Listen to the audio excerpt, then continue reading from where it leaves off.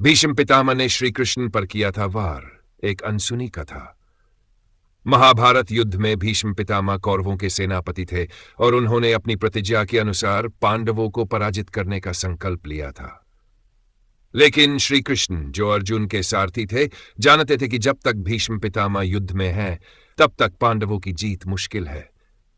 युद्ध का वो क्षण जब श्री कृष्ण क्रोधित हुए। युद्ध के पहले 10 दिनों तक भीष्म ने पांडवों की सेना को बुरी तरह से क्षति पहुंचाई। अर्जुन भी उनके सामने टिक नहीं पा रहे थे। श्री कृष्ण ने अर्जुन से कहा, यदि तुम भीष्म को नहीं रोक सकते तो मैं स्वयं उन्हें मारूंगा। लेकिन अर्जुन फिर भीष्म के खिलाफ पूरी शक्ति से नहीं लड़े।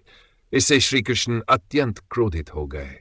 वे अपना रथ छोड़कर सुदर्शन चक्र उठाकर भीष्म की ओर दौड़ पड़े। भीष्म पितामह ने श्री कृष्ण पर किया वार।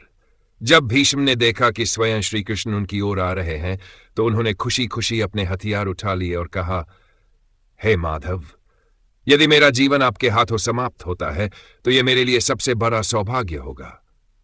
उन्होंने अपनी धनुष की प्रत्यंचा चढ़ाई और श्री कृष्ण पर वार किया। लेकिन जैसे ही उन्होंने श्री कृष्ण पर बाण चलाने की कोशिश की, उनका धनुष टूट गया। यह स्वयं श्री कृष्ण की शक्ति का प्रभाव था।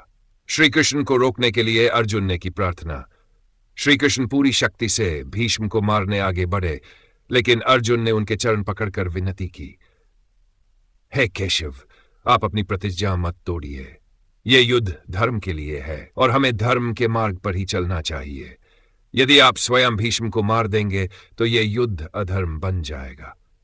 अर्जुन की बात सुनकर श्री कृष्ण शांत हो गए और उन्होंने सुदर्शन चक्र वापस रख लिया। इस घटना का महत्व। इस घटना से यह सिद्ध होता है कि श्री कृष्ण कभी अधर्म के रास्ते पर नहीं जाते थे, लेकिन अपने भक्तों की रक्षा के लिए कुछ भी कर सकते थे। भीष्म पितामह के प्रति उनकी श्रद्धा और अर्जुन के प्रति उनका स्नेह दोनों ही इस कथा में स्पष्ट रूप से दिखते हैं। यह महाभारत का एक अत्यंत रोचक और भावनात्मक प्रसंग है, जो धर्म, भक्ति और कर्तव्य की गहराई को दर्शाता है।